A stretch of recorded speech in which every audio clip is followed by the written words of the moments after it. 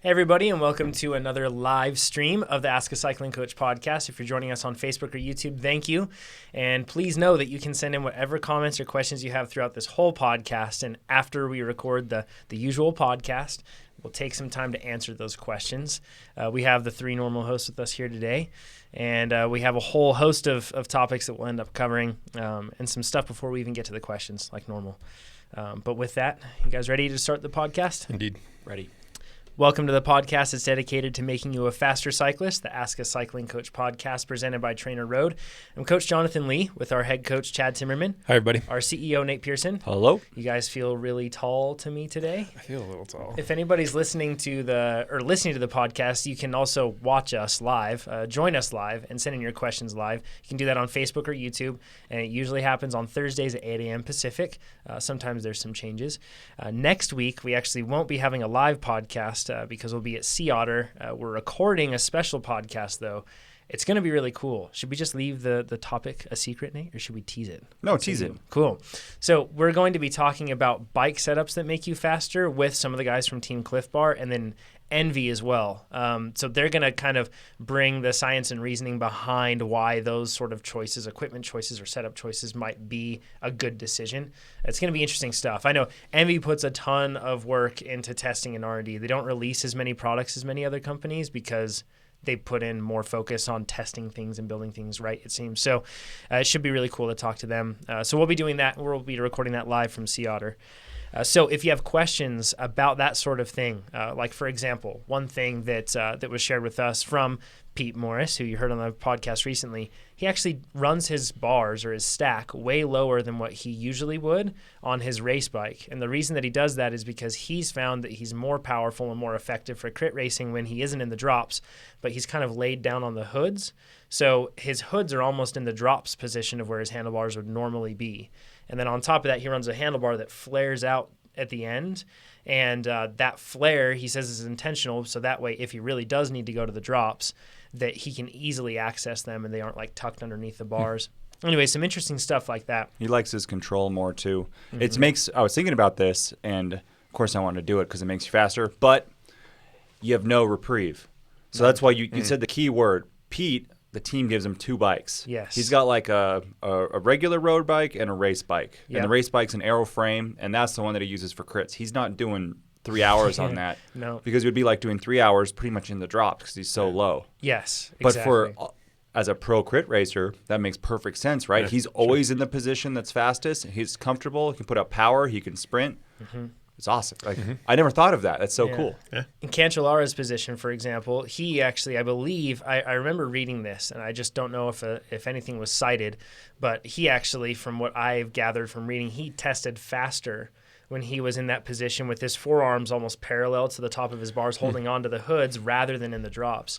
For some people, it may be faster. So specialized wind tunnel, and everyone I've seen for testing, when you put your hands on your hoods and you go your arms parallel to the ground, that's always faster than in the drops. Yeah. But what I've found is that cooks my triceps. It's pretty tough to hold. Right? And I see people in Tour de France and breakaways, and Pete, hold it for like an hour or two. Yeah, the upper body position is pretty much the same, though. I mean, the only thing they're changing is they're taking a position where the frontal area of the arms is reduced, and then they're basically growing it by grabbing the drops, but the upper body stays in the same fixed position. And a lot of times, too, when people are in the drops, they're elbows are flared. Exactly. flared. Elbows flared, right? And that's just going to be, you think about that frontal area. So if you take a picture of yourself on the front and you cut it out, Totally. there's actually people used to do this. They'd cut it Weigh out.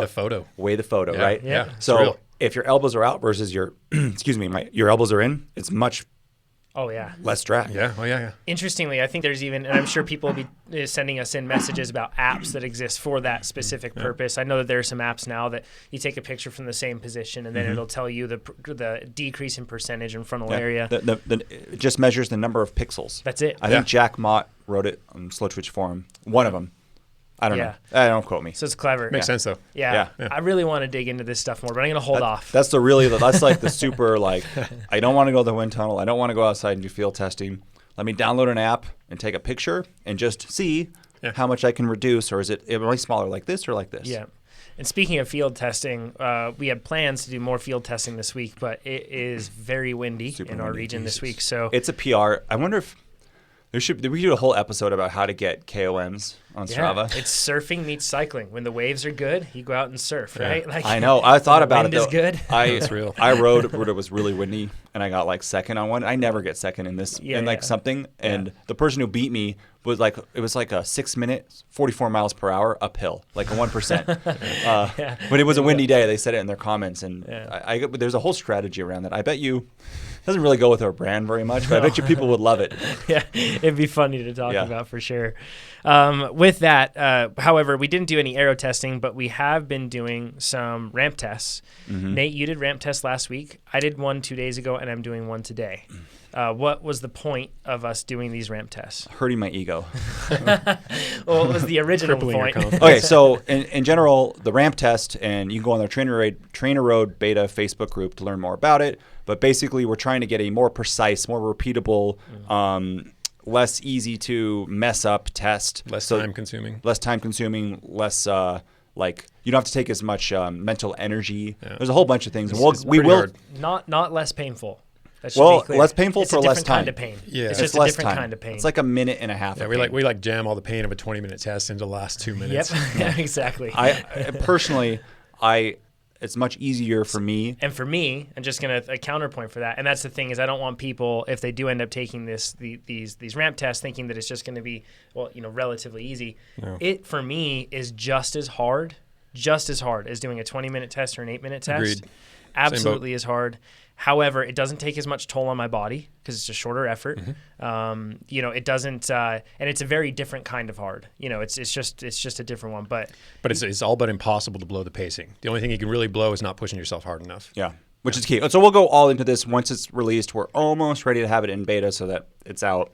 Mm-hmm. We'll give you more info later on it. But basically, it's another way to get FTP. Yep. So we did it. Or I did it. So far, I've done it on both. And the reason is I want to see what the difference in power output is between my road position and my TT position, and try to get those as close as possible. Mm-hmm. So I did the TT position first on a Tuesday, and I scored 309. And I was disappointed. I was like, 309. Because I thought my FTP on a road bike was around 345. I've been working out like that. I had done the same test, exact same test with the same formulas in December, and I scored 338, and I'm much stronger than then. Did 367 for 26 minutes recently. Sea level. Mm-hmm. Still though, stronger than that. Certainly, yeah. So 2 days later, did the road test. I scored 330. Shoot.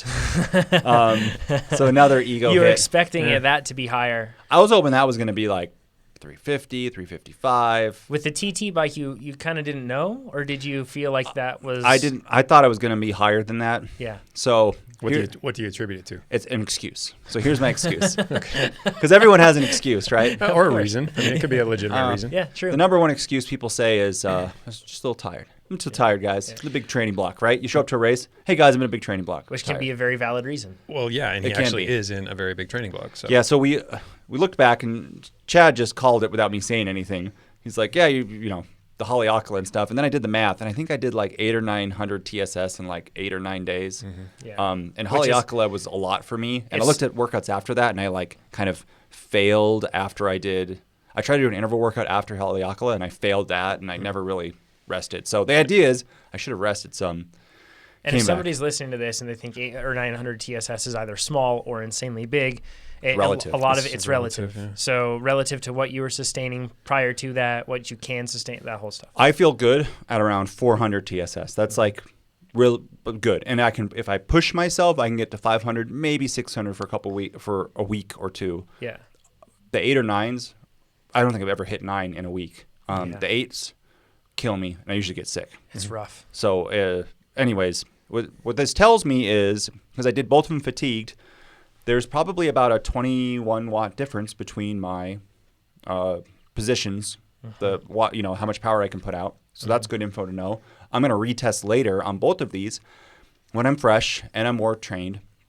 And I want to see, here's my question, will my TT position just come up and even with my road position, or will both my road and TT position come up together? Will they come up the same amount? Right? Will they rise in tandem? Yeah. Yeah, exactly. Because I think that's interesting. And you're going to do the same thing, Jonathan? Yes. Yeah. So, or another possibility is will your TT power rise and then your road bike power just does, or like possibly suffers, right? Like if it suffers? And you're doing this following the 40K TT plan. So you're not doing hardly anything that's super threshold. And if it is, it's just barely super threshold, right? Yeah. Yes. And modifying it a bit because I found that for me, I need to have the one day hard, 1 day aerobic, 1 day off, rather than I just got to go to a lower volume plan because the high volume plan goes hard day, aerobic day, hard day, and I find I need just one extra day with how my body works. Yeah, it's a good case for people to recognize that those plans are flexible for this very reason. So or I could just because they're lined up that way doesn't mean that's the optimal way. I mean, the workouts they're loaded over the course of the week in the way that they're supposed to be. The hardest stuff is typically first when you're freshest, and then over the course of the week they get marginally easier, more tolerable. But if you find that doing a hard workout on Tuesday necessitates an easy Wednesday, maybe an easy Thursday, and then a hard Friday, things of that nature, don't be afraid to tweak things a bit.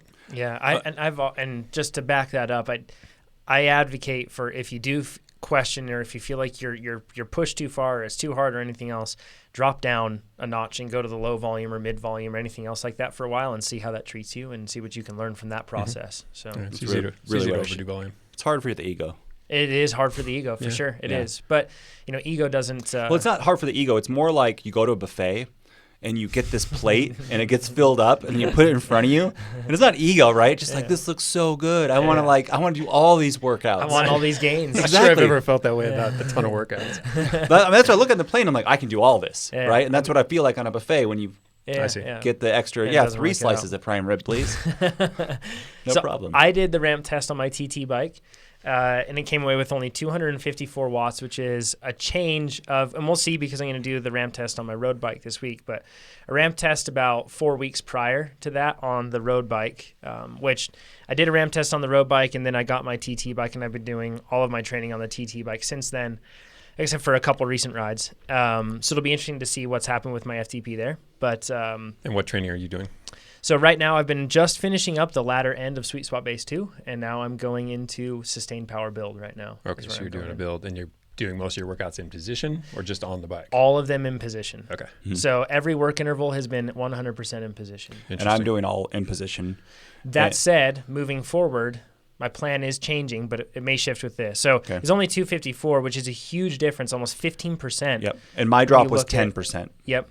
So, and there are a number of different, and we'll see, I may actually test lower on my road bike than I did before. We'll find out, but it was about 300, 298 before. So what we'll see from this, and I'm curious to see is, we've got some variables to work out here because part of this could be my position's too severe. I'm too low and thusly not able to produce power. Mm-hmm. Part of this could be my unfamiliarity just with the TT position entirely, right? Yep. And thusly I haven't, a number of different things. It could even be psychological as a result of why I'm not able to extract all of my potential, perhaps. There are a number of different things to work through, but this is kind of the starting point. And we hear so many people sending questions. It's very common, like whether it's coming from a mountain bike to a road bike or a gravel bike to a road bike or your TT bike or your triathlon position to something else and wondering why there's a difference. And it really is. It's different. And it's a different amount, or your body's working in a different way, and it's pretty difficult. So different animal. Yeah, so we're trying to define all of that. So then hopefully none of you feel like you're an anomaly and there's something wrong with you because it's pretty normal. I think I'm not sure if I said this last week, but I feel like it's a journey that all TTers have to go through and triathletes. It's just a journey. Totally. And you'll make little tweaks and we'll start to get better and better. Yep. Yeah, I can.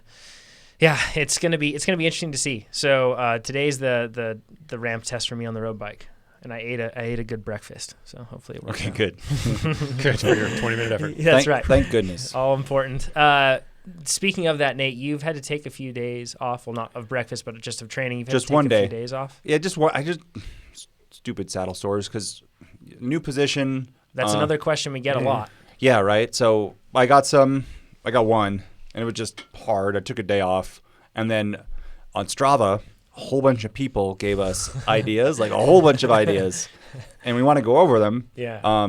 But they're not medical advice, guys. This is not medical advice. These are literally people on the internet telling us stuff. Okay. Yeah, so these are personal treatment strategies. Exactly. And if we knew of a way that, like, I can't find like a clear, like if you get a cut on your arm, there's a very straightforward way to go about treating it, right?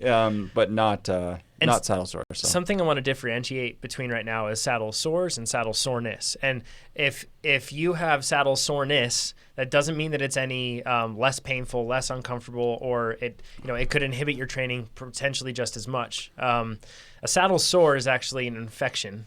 It's an infected hair follicle usually, and that's something that's very different, and that can be very dangerous. That can cause a lot of problems there. Saddle soreness is you may be rubbed completely raw. You may just be sore in that region, but it's usually just inflammation and pain from friction that you have. So whether it's a poor fitting chamois or a different position or just more time spent like that you're used to, plenty of different things can shift that around. So, and I think this one was I bought some cheaper. Our custom chamois are expensive. Very.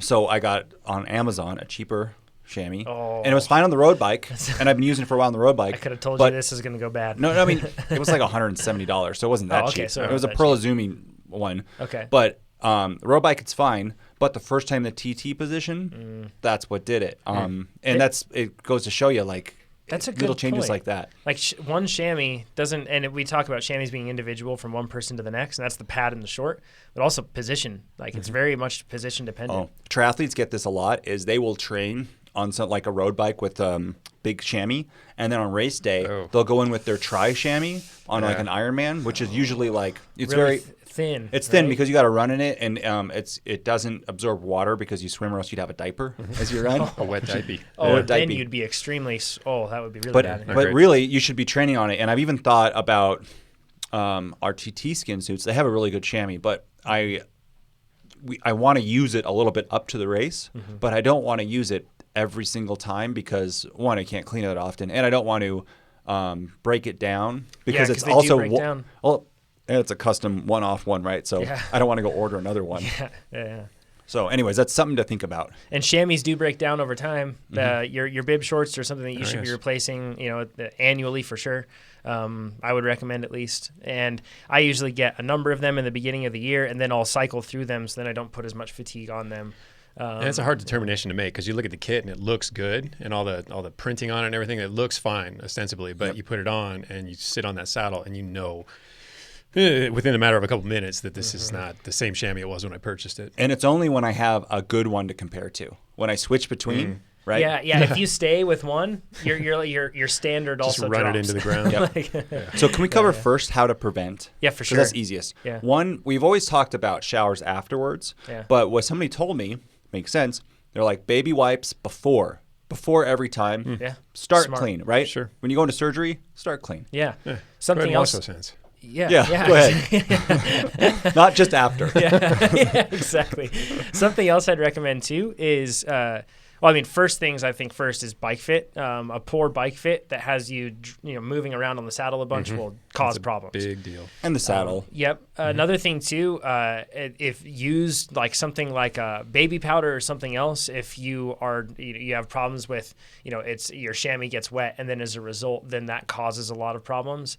Just using something like baby powder beforehand can really help keep things dry, which can help with lowering some of the problems that you could have there too. That's one thing I've found. So. I bought us, I think, like 2,000 wipes. Awesome. So just so you guys know, Perfect. Because you buy them on Amazon, and they don't come in one. No. Right, so it's like Costco on we can all have them in our offices. Excellent. Yeah, and, perfect. Yeah, before and after, afterwards. Why not? I'm gonna put some in my gear bag. Yeah, it's a just good for idea. Outside, because that happens too a lot of times. You're at a race, lost and found. Totally. You're gonna take a shower for 3 hours. Yeah. And it's bad. That's why you just become a dad. Then you have wipes at all times. I mean, it's a bacterial infection. If you can prevent that by preventing the accumulation of bacteria, you stand a better chance of not getting a saddle sore in the first place. Yep. And then I know we've gone back and forth on this a lot, but I like using chamois cream. Chad does not. I don't either. I don't dislike it. I just don't think it should be used as a Band-Aid in all circumstances. Yeah. I mean, if you're consistently applying chamois cream because your saddle doesn't fit or your bike isn't properly fit to your body or you're just doing something wrong, then Yeah, it's not a proper way to go. Someone brought up the point is, well, isn't a chamois a Band-Aid then? Why not say, why need a chamois? Well, I see what they're getting at there, but we're just talking about a pad period being a good thing to have, and because you're anchoring when you're properly seated on a bicycle, you're anchoring all of that on your sit bones. So it's not like sitting on a chair. That section's bearing a lot of weight. Our saddles these days, especially the more high performance we go, do not include a lot of padding. So putting some under the the delicate area is absolutely within reason. If you're always incorporating chamois cream into it, if that's just a thing you do and that works for you, that's fine. But all I'm saying is if problems arise and you address them with chamois cream every time, I don't think that's the best way to go about it. Yeah, and look at what chamois cream is doing. In most cases, it's reducing friction, and that's like kind of the goal of it, right? When you put that cream on there. So why do you have friction? Look at that. And I guess that's like what Chad's getting at. Like, why is there excessive friction there? And I've found that actually a lot of the time what happens is that chamois cream, you put it on and it lets sliding happen, and then that chamois cream starts to dry out a bit, or it starts to just lose its effectiveness over time depending on how long that ride can be, and then you've got even more friction. So it's tricky. Okay, so after you get one, let's go through all the... A saddle sore. Actual sore. Here are the things that people have recommended. One is Bordeaux's butt paste. It's like, that sounds funny, but if you're a parent, you know what it is. It's sort of like diaper rash. Like Desitin, basically. Yep. And they mix that with hydrocortisone cream. It's like the low percentage stuff that you can get over the counter, I assume. Yep. In a 3-to-1 ratio. Yep. Yes. So 75% Bordeaux's butt paste and 25% hydrocortisone cream. I hope I made some kids laugh in the car. I'm sorry if that's a bad word in your house. Bag Balm. I bought all this stuff, but Bag Balm was out at CVS. Yeah. That's something that we've had my whole life growing up in the house. So. I've never heard of it until last week or this week. Yeah. Dry hands or anything else like that, it can be really helpful for that. What is it? So it's a cream that they use on livestock to basically cover up sores. I just picture you in this rural upbringing. We're like, you get a cut, and they're like, go out to the barn, Jonathan. They use it on cow udders as well? Yeah, they do on cow udders and on different sores on the animals, and it basically keeps that clean. And it also, I'm not sure of its disinfectant properties. It certainly smells very strong. It holds in moisture, I guess. It does, absolutely. It basically provides a good healing environment. And that's one thing that I've found is once you get, and we'll go into some other things too here, but once you get a saddle sore, what you do, not just on the bike, but in between, really matters with that. And that's a wound. You got to help it heal. Exactly well, sometimes, there are different types of saddle sores. Sometimes they're wound and open, and that's too. Someone mentioned Neosporin, which that makes sense. I hope a doctor can chime in again. But if it's open, if you have an open wound, I recommend going and seeing your doctor. Yeah. Okay. Yeah, I think that's probably the best thing to say. Sometimes though, they're deep under the skin, and they're it's not. It's just like you can look online with like. What happened with like a pimple is the skin heals over and then it's deep inside. Yep. And you can put stuff on the outside, but it doesn't. Subdermal. So under the skin. Yep. Absolutely. What other options did people throw at you? Somebody said like surgical antiseptic. Okay. That's crazy. So that makes me think of like Purell, where if you have an open wound, that's not boy. good. No. In my mind, how I think of this, and I don't know if this is right, and if someone. Man, if there is a doctor, a dermatologist, there's a dermatologist across the street. Yeah, we need a dermatologist because what I think of is sometimes you get just a rub where it's a rash. I would do the Bordeaux stuff because that's really what it is. If it's under subdermal, I would do hydrocortisone cream. And if it is kind of open, I wouldn't ride. And I would use Neosporin and try to really heal it up. Yeah. And Bag Balm, I don't have any experience with that. But what two things yesterday, because I rode with a small saddle sore, I used Aspercream, which is it's a cream that has lidocaine in it. Okay. It's kind of numbing. Painkiller. Yeah, and you don't. So this is at the tail end, and I know that on Saturday I'm going to Boston. My wife's running the Boston Marathon, and I'm not going to be able to cycle for a whole week. So you're really trying to get it in right now. Well, I'm trying to get the cycling in, and I know it's going to heal in a week, and I'll bring all the stuff, right? So I wouldn't suggest trying just to use lidocaine every day and ignoring it, like Chad said, the Band-Aid. But this is my Band-Aid for 2 more workouts. Yeah, sure. That's what Band-Aids are for, right? Exactly. Temporary fix.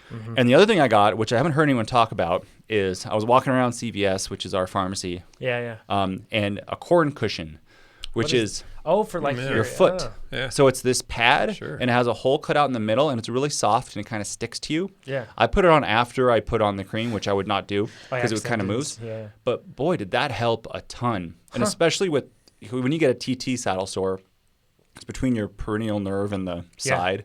So it's really kind of like hard to get to.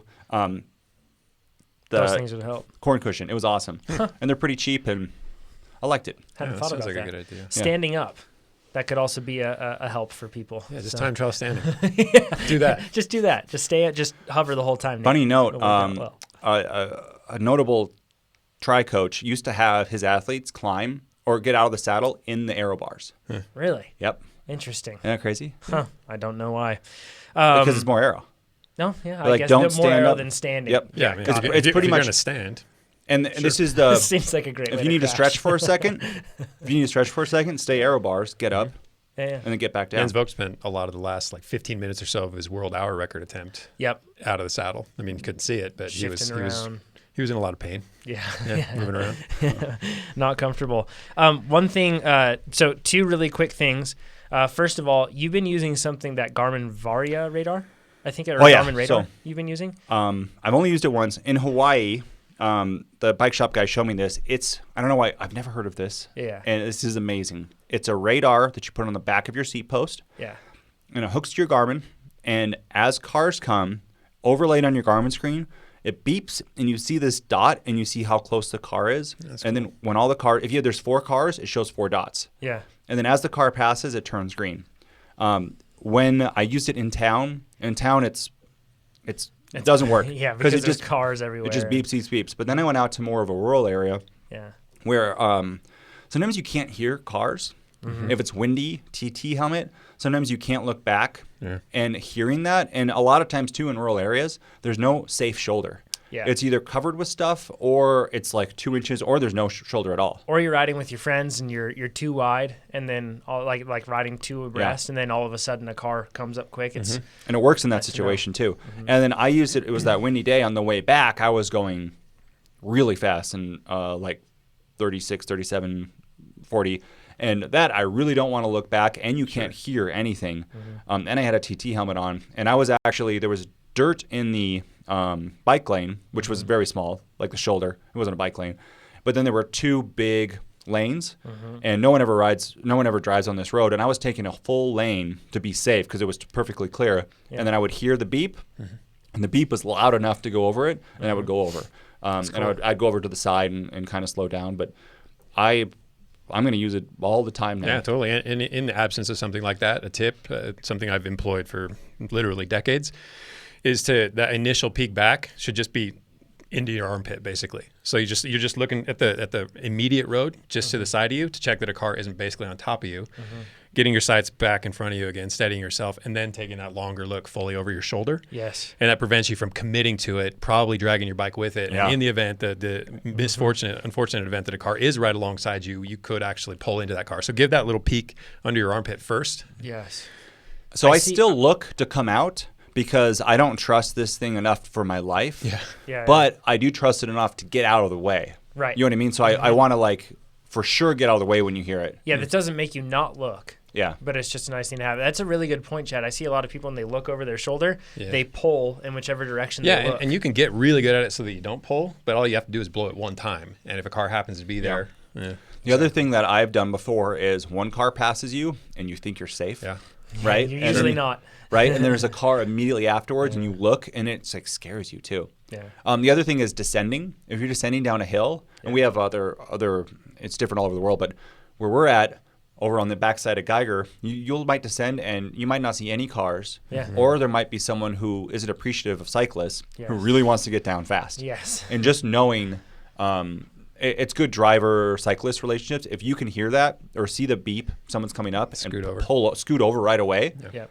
I get thumbs up from guys in big lifted trucks. And they're like, doop. They love it, right? Yeah. And just like you would love it too. It's breaking down walls, Nate. Exactly. It's bringing us all closer. So anyway, it's the Garmin. I like Garmin, but their names, man. They're Viara. I think it's Varia or something. Varia. Like just call it the Garmin Radar. Yeah. Right. Yeah, that'd be easy, right? But so Google Garmin Radar, and DC Rainmaker has a great article about it. I think if you Google it, he's the first. He comes up before Garmin. I'm sure, as always. Another thing, we need to make a correction. Last episode, you mentioned that Haleakala. Well, actually, you go ahead. Yeah. So from the bike shop in Paia, I think it's called Maui Cycles. Donnie's the owner of that. They did the Haleakala support. I guess it's $100 per time. Okay. He told me it was free. They did. I didn't be like, "Hey, I'm Nate from blah blah blah." I was on the phone. It's like, "Hey, I want to do Haleakala," and he's like, "Yeah, it's free." But confusion or whatever. But it's $100. Totally worth the $100. Hopefully, Ed's your man. They also gave me, they gave me Scratch and Scratch Chews and electrolytes. That's awesome. It was like a pro team. That's $100 well spent. Exactly. Oh, and they only support you up into the there's a station for like the park entrance, like a visitor center almost. Yeah, visitor centers. That's what it is. And they don't go after that because you have to actually have a tag. You have to reserve it to be able to go up. Yeah, because they were getting too many people. But they stop you before that, and that's when you get the cold weather gear on, and it's only 2 bottles to the top, so you're fine. Perfect. Good. Another thing that this starts the questions for this episode, and this is relating to the previous podcast. The question says, really enjoyed this podcast, the last one, but it frankly freaked me out a little. I'm doing Leadville this year, and other than the necessity to acclimatize to the altitude, I hadn't realized how detrimental it would be on my ability to make power. So should I be looking at my power meter less and relying on heart rate and or RPE as the altitude goes up? I would say no. Opposite, right? You want to look at the power more. Yep. With data. Yeah, so the point... I agree with that. So the point of last time that we were talking about was if you have a power meter, but you don't have an understanding of how altitude is going to affect your power, then that can be dangerous. Yep. If you have an understanding of how altitude could affect your power, but you don't have a power meter, you're kind of a ship without a compass. If you have both of those things, then it can be very effective. And that's what we were talking about, is you need to have that plan. So understanding what this elevation will do to your power along the course and how that might change, then a power meter is extremely helpful. And because the tricky part is heart rate gets just as affected with Especially elevation. on race day. Oh, yeah. It's always crazy on race day. And then heart rate's very affected with elevation. And then RPE, I don't know about you. I think RPE is the answer. I think you have to be comfortable with knowing what feels like too hard and what feels like I can do this all day. And I understand during a race start when you're wound up, you're not in touch with that. So use your power meter then. But over the course of something like Leadville, over the course of 10 hours where the elevation is just going up, up, up, up, up, and you don't know if at 8,000 feet, you're going to feel drastically different than 9,000 versus 11,000 or 13,000. I think that's just too much to keep up with, and you need to be primarily informed by how you're feeling. You can look at the power and say, okay, it's a little lower than I expected it to be, but that makes sense based on how I feel. This bears out. But if you're chasing numbers the whole time and you know that, we've looked at that chart and it says you see this much of a decrement at 10,000 versus 7,000. Are you really going to do that math? Are you going to have that taped to your bike? Are you really going to be chasing such specific power ranges the way up? Yeah. I'm not. I want to respond. Because data should inform perception is like to a certain degree, but it should. No. I'm agreeing with you. Okay. I'm agreeing with you too. Data should inform perception, but you can't let it go to the point where it's like I feel like my head's going to explode. Yeah. Let me finish. You can't get to the point where you feel like my head's going to explode, but my numbers say this, and I have to hold my numbers.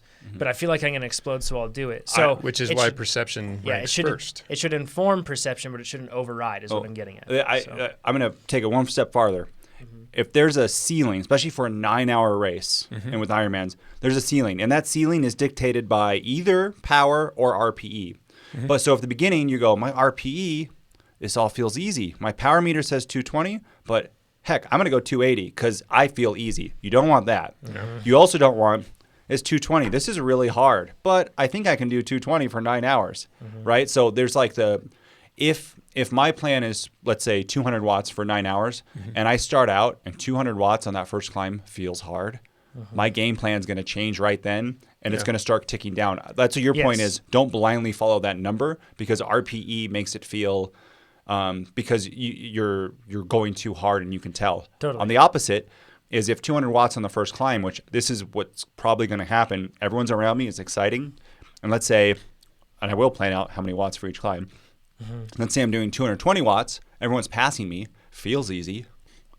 RPE is low, I'm still just going to do 220 because I got a use long power race. as a regulator, but I wouldn't pace by it. Yeah. I would let it inform me as to, this is an unsustainable pace. I know from the numbers this is not a pace I'm going to be able to hold for 9, 10, 11 hours.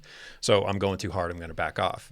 But for the rest of it, I don't know that I would look at my power meter, but simply to, that's interesting. I'm not going to look at it and go, I need to back off, except in those maybe initial situations where I'm trying to settle in. Past that, I know what it feels like. I know that if I have to be out here for multiple hours, I can't go much harder than this. So here's the problem, though, that exists at elevation once again, is the RPE is not devoid of being affected by elevation as well. And that's something that you have to understand, is that as you go up at elevation, you just feel worse in general. It's not like, for example, if you just hang out at 10,000 feet, it doesn't feel the same as hanging out at 5,000 feet. That's fatigue, though. You pay attention to fatigue, and you can't ride as hard as you were riding. So, but you have to filter that, and that's the hard thing for a lot of people. And a lot of people that are coming into Leadville that maybe have little to no experience at elevation, they may not know how they feel up at elevation, right? And certain people feel differently at high elevation. And I'm not saying working on the bike, just in general. So it can get tricky if you're just relying on that, because then you get to a spot where you're trying to see, well, is this just how that's affecting agree to me or disagree, not? because I think that a lot of people have paced something like Leadville without power and will continue to do so without power, and they'll do it quite well. Well, that's and what are they using? They're using RPE. I think RPE is the anchor. Everything else, it just complements it. And power, when it comes to interval training and indoor training, be very specific with the structure of your training, your workouts, etc. Incredibly useful, the number one metric. But in a situation like this, I think it takes a back seat.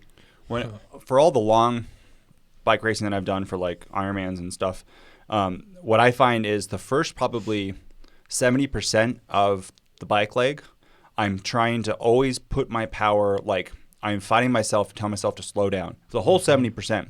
Then the last 30%, I'm looking down and going, you're not going hard enough. And it's like, and it pushes me forward. Sure. And there's this tipping point through it. And I believe that if I were to ride that without a power meter, I would just see a constant tick down. I think in the case of like a 40K TT, it helps you start out at not too heavy a level. Toward the end of the TT, it helps you push a little farther or a little harder. And I think in that case, it's useful. I think over something that's as long duration as this, and the conditions change the whole time. We're going up in elevation and then back down in elevation. Concerning myself too much with power would be just such a distraction that it would make it into something I wouldn't want to endure. I'm going to live and die by it only if I have a good plan. And I will have a good plan. You guys know me. I'm going to live and die by it too. Yeah. I did Holyoke was a good choice, a good example too, is the beginning, I was holding myself back a little bit too much. But with RPE, I could have gone, I would have gone way harder because I wanted to have stuff at the end. Exactly. Yeah. So I would say on that, my plan was wrong.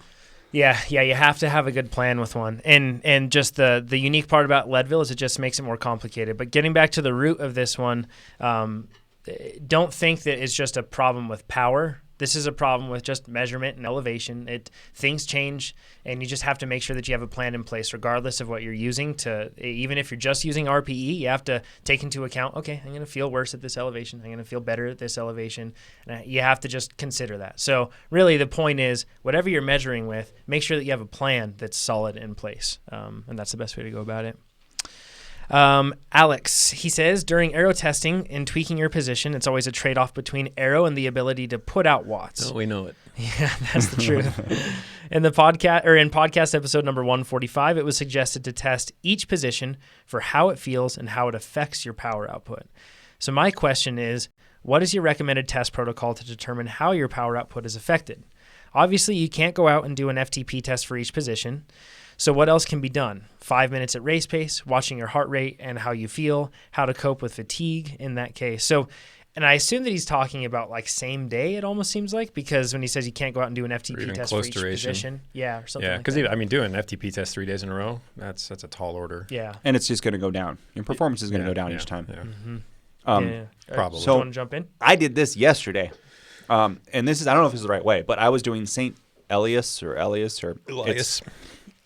It's 6 10-minute intervals pretty much at threshold. And for the first 3, I was like, maybe I should give up cycling. right? Like it was really hard. That's how I feel every time on the TT bike. And then I got off the bike and I said, because I made a promise to myself, you're going to stop tweaking your position like a week ago. And I've tweaked it like 5 times since then. No, never stop. And I've used this. This is a good tip too. I've got this paint pen.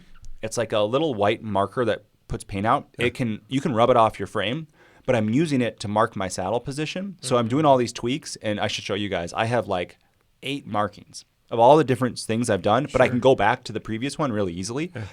I'm also using my aero bars. It's like they're like $2. It's awesome. Nice. So what are we? What's the date? So we're still about 6 weeks out.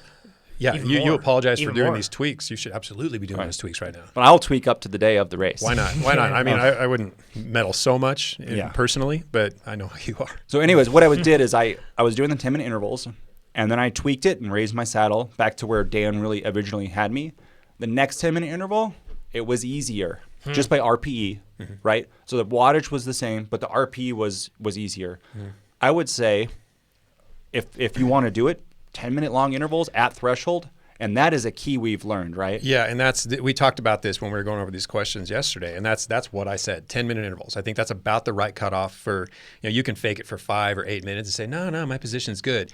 And you can do 12 or 15 at 90%. But when you do 10 minutes at threshold per chunk, it's hugely informative. You learn a lot. And if you do it at aerobic pace, which we've learned, everything feels good at aerobic pace. So many things wrong with that. I mean, even right now, I've canted my saddle down maybe a degree or 2, which on an easy ride is a miserable thing to endure. But in TT, when I'm forward on my bars and I'm putting a lot of power out, so there's a fair amount of pressure on my legs, it is a near perfect position. So if I were to dial it in so that I were comfortable at 70%, that is not the same fit that I would use when I'm working hard at 100%. And notice that, we're training for a 40K TT, right? So we're training for threshold efforts. Hour effort tops. If you're like a half distance or full distance triathlete, something else like that, and you're not going to be racing at that intensity, so you'd want to be testing. So you're going to be riding at 80%. So set your bike up so that you're comfortable at 80%. I would think I would have a different setup that would be more aero, a little more comfortable, I have my seat lower, and I'd work my quads more and save my glutes and hammies for the run if I was doing an Ironman triathlon. Yeah. And I mean, number one, you aren't bound by the restrictions of the UCI, but then on top of that too, it just lets you, that intensity lets you get into a different position altogether. Yeah, it really does change. And something you said, Chad, that's super important, I feel, is that 10-minute duration. I feel that for 8 minutes, I can fudge some stuff. I can get away with a lot. Yeah, I really think it's the cutoff. Yep, 10 minutes. Those last 2 minutes are going to be really telling if you're really consistent. And then repeat the efforts. And you can recover as much as you want in between them, but make them 10-minute efforts every time. Take 5 minutes, take 10 minutes off. I don't care. Make your adjustments, spin a little, get back on there, do it again. But 10 minutes at a time, make your tweaks, ride for 10 minutes, see how that goes. Ride for 10 minutes. I mean, you can get 4, 5, 6 of those in a workout, have a solid workout, and learn a lot. And something, if I could throw in here, and this isn't, so I mean, the key that we're talking about is specificity. This is just the key, right? If you're going to test things, make sure you test things how you're going to be using them.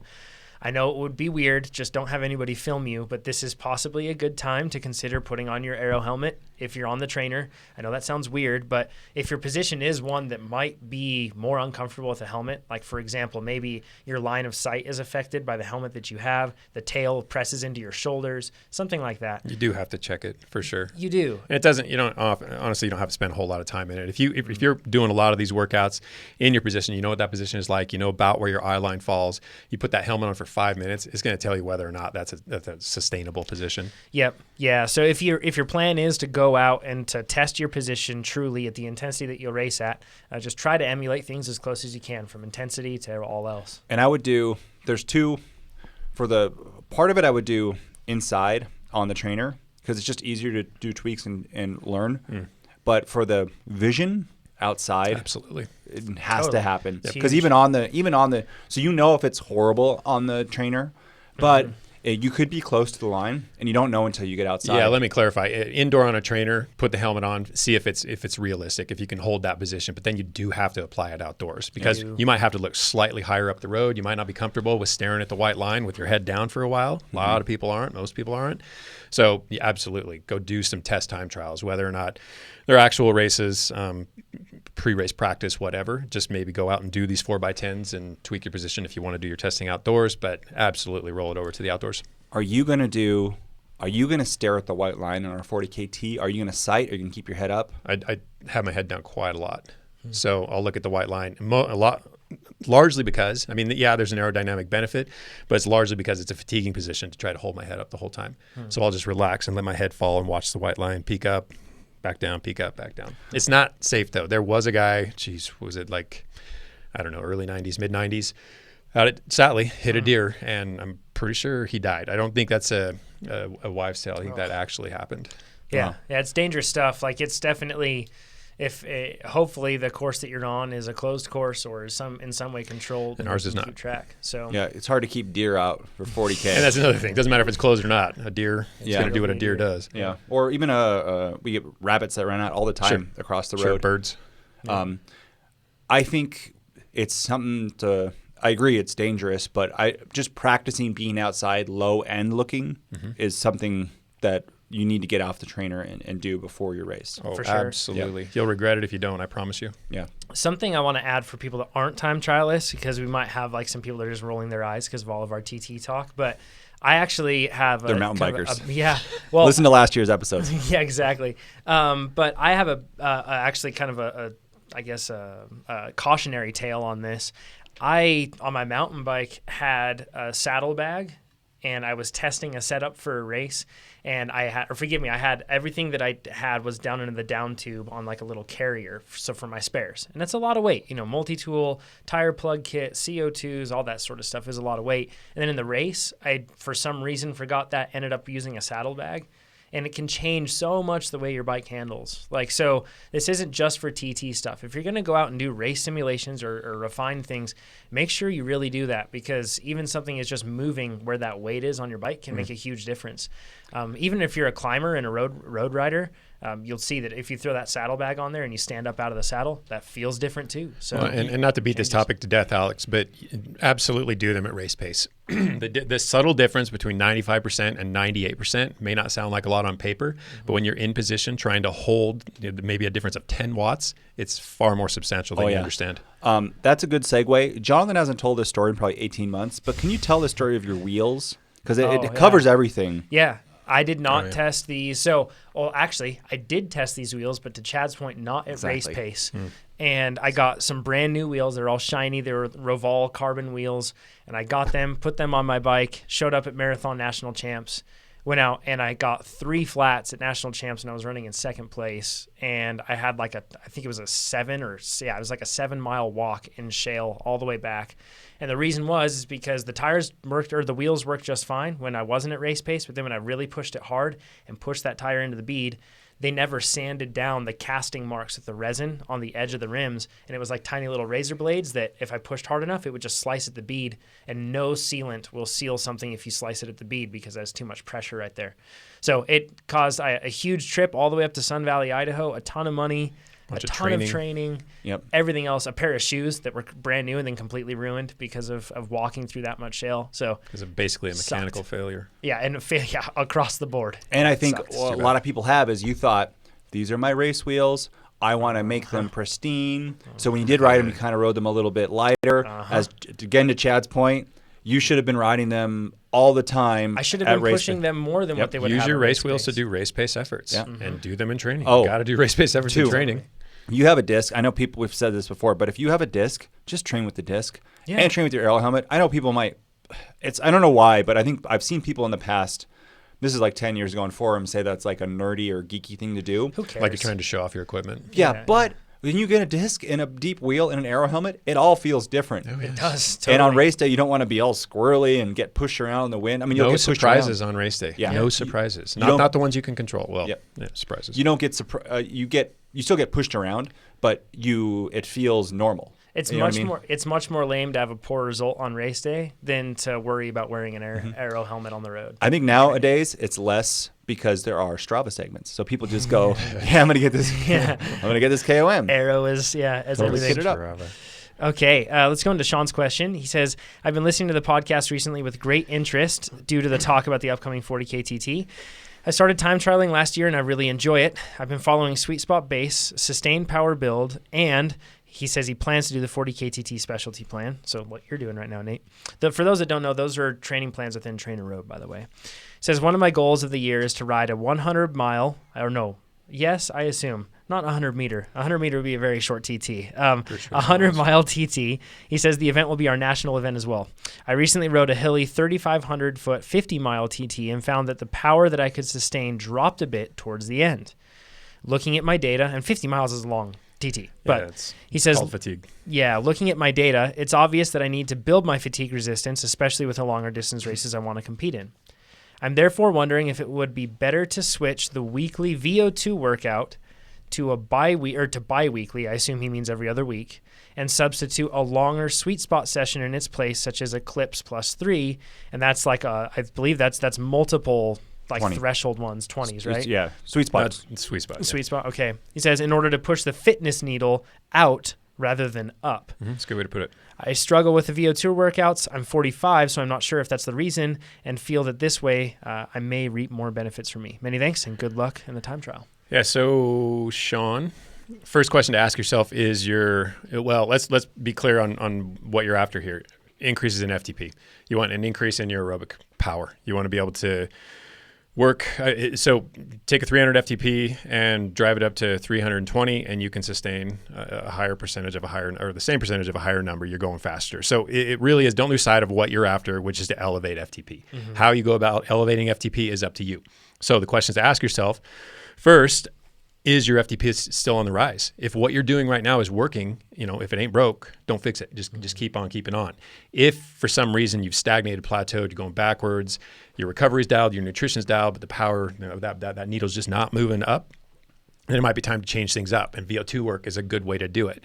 Mm-hmm. If you're going to integrate VO2 max work, I don't see the point in doing it every couple of weeks. That level of consistency is it's not going to make any dent in it. I would just stick with whatever you're doing already. Otherwise, I would hit the VO2 work hard. And you don't necessarily have to block it so much as make sure there are a couple of those workouts every week for a series of weeks in order to, again, get that upward trajectory back on an upward course. And to that point, and I guess in one respect, and something that I hear all the time, and I like, and Dave Christensen always says it here, our filmmaker, but higher FTP makes everything a little easier. And it does. It's that simple. Yep. And you mentioned that it was a hilly 3,500 foot climbing 50-mile TT.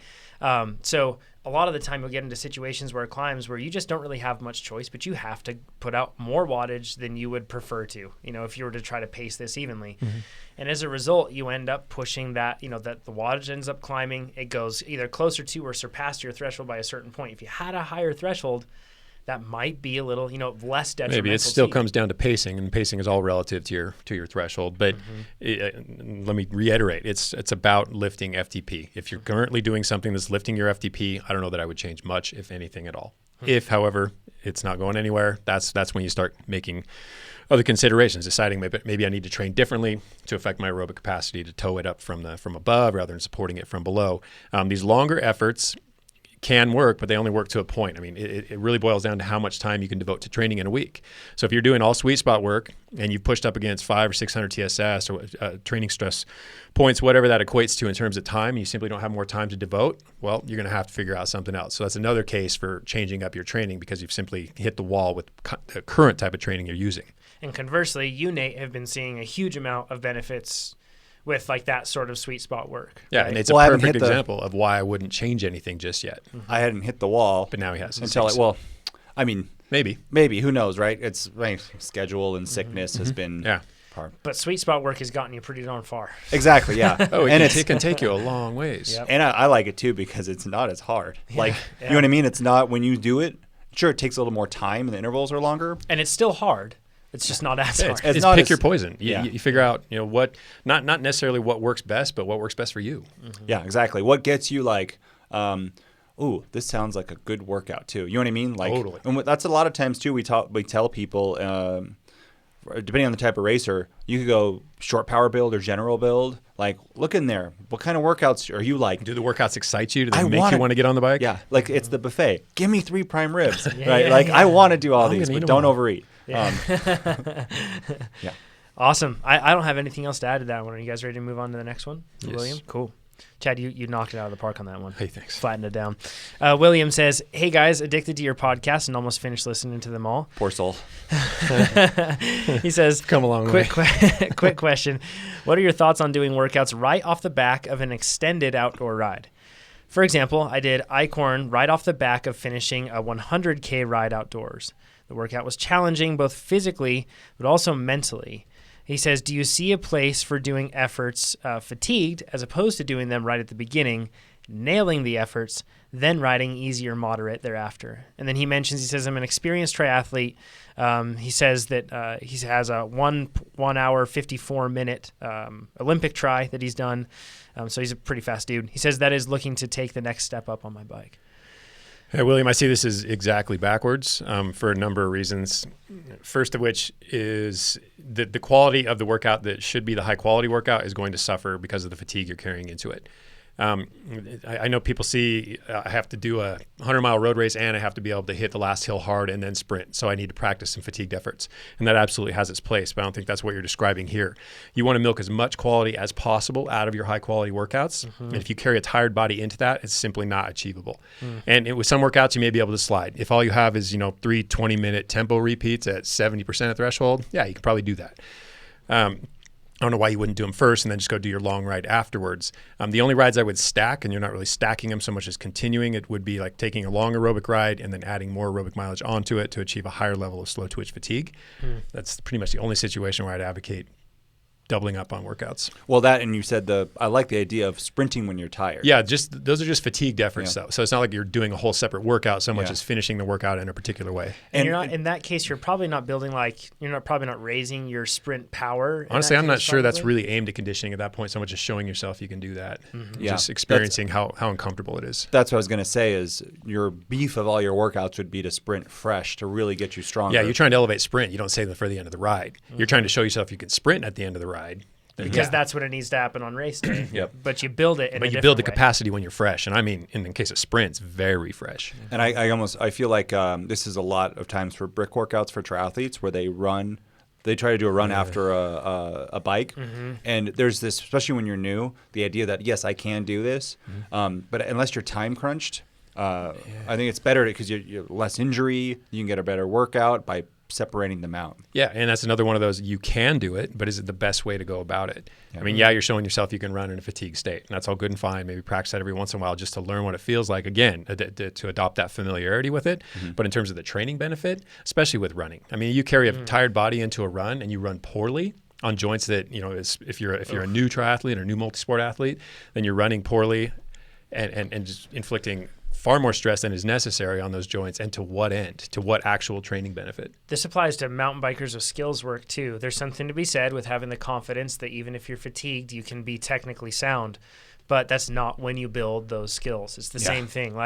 It's a good way to build really bad habits and compensations. Absolutely. And then survival tactics, really. Yeah, that's the time where if you're going to be sprinting like that, that's more likely for your back end to be hopping when you sprint, for you to be a little more swervy than you would otherwise. Or for mountain biking, maybe instead of keeping your body in the proper position, you get into spots where you're throwing your body weight around a little too much to try to compensate for that fatigue that you have. So yeah, but it does carry to that. I mean, you wouldn't practice improving your cross skills, your mountain bike skills, your sprinting skills, in this case, tired.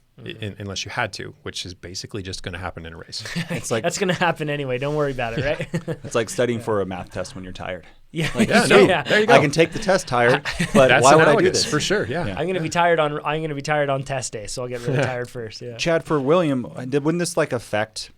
This sounds like a big workout to do a ride, then a workout. Yeah, so she's talking 60 plus miles, and then following it with Eichhorn. A 2x20 at 90%? Oh, sounds awful. Would that affect the rest of his training? Yeah, okay, that's another point. That's something I got sidetracked from. Look at the bigger picture. And the bigger picture doesn't have to be your entire training season. Just look at it on the micro scale at that week. Mm-hmm. What's going to happen to the rest of that week? Mm-hmm. And how is poor performance or excessive fatigue during that week going to affect the next week and the next week? So it carries. So you got to look farther than the nose on your face. See farther down the line. And I'm dumb because I just did this with Haleakala. I took one day off And we had special days with my wife that we planned out, days I could ride, days I couldn't ride. And it was a day I could ride. So I said, I'm going to do VO2 max intervals because I'm at sea level. And you're listening to us on the podcast and getting motivated. Yeah, because you guys were telling me that I wasn't doing any work while I was listening to you riding. And then I didn't take any time off because we did that. And I came back and I said, I've been on my TT bike. I need to do it. And then I'm now I'm all tired and stuff. Yeah, body can only do so much. Yeah. I mean, it's very good at adapting, but it adapts at a certain rate, and you got to figure out what's too much. Yeah, touching back on that, injury isn't the only risk here that could affect future training. It's fatigue too. That really makes the next workout. Why not consider that a mild form of injury? It kind of is. Yeah. It takes you away from training, right? Next one is from John. He says, and if anybody's ever watched a cycling race, you've heard this probably 1,000 times. But he says, I'm curious I'm curious of your take on the whole matches concept. And he says that in quotes. And the ability to train that, and also the concept of only having a certain amount throughout one season, a la Toby Henderson's theory. Thanks and love the podcast. So the season thing I had never Let's get that out of the way right away. There's no way you have a certain amount of matches over the course of an entire season. If so, way too many variables. way too much stuff going on. I mean, if your season's a week long, maybe, but that's not how that works. So I don't know. Other than matches, I have this feeling like you can only go. It's a factor of how mentally tough you are, but you can only go like that 9, like Leadvilles. You can only go so many Leadvilles before you mentally break. Like you don't want to do any more Leadvilles. So if that's what he's talking about, that makes a bit more sense. Yeah, sure. It's rather than like actually like 1 minute attacks inside of a crit or something. Gotcha. So if we're talking about matches in terms of psychological, how many events you can do, how many Ironmans you can do in a season, that sort of thing. Sure. Yeah. Okay. And I think that something that I've seen at least is that with experience, I see more experienced racers able to, on the psychological aspect of things, they're able to regroup and go back at something that's pretty tough. And I see, at least compared to my ability being relatively new to the sport, really, compared to a lot of athletes, I see their ability there. And I think that they can, go back and they might be able to target a number of different races there and psychologically be capable of that. Whereas I might feel psychologically that I have to take a break, but. Yeah. So that's the psychological side of things. Yeah. But when we're talking about the physiological side of things, first off, have we discussed what matches are? We haven't. Let's do it. Yeah. So they're, power duration sensitive. So how much power can I do for this length of time, and how many of those can I do in a race? That sort of idea. And if I could interrupt really quick, sorry, but they usually, like, if you don't know, they usually refer to this as like, oh, he's burning a match to get away from the group, or to bridge up to somebody, or to push really hard. And usually it's always spoken within the context of burning a match is in like, how many more does he have left? You have a match book. Once that match book's empty, your race is over, or at least your chances of doing well in that race are over. Yep.